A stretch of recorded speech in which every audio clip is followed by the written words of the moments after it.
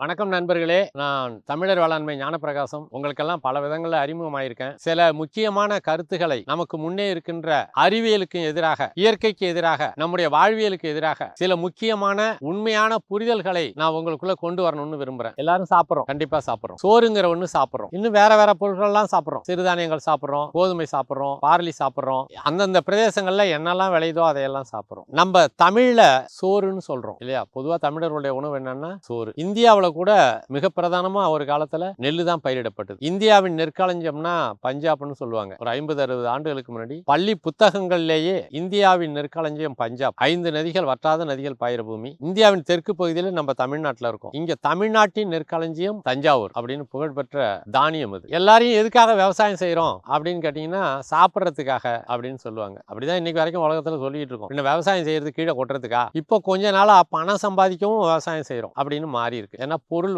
தேவை. விவசாயிகளுக்கு வாழறதுக்கு பணம் தேவை. அந்த பணத்தை சம்பாதிக்கிறதுக்காக விவசாயத்தை செய்யறாங்க.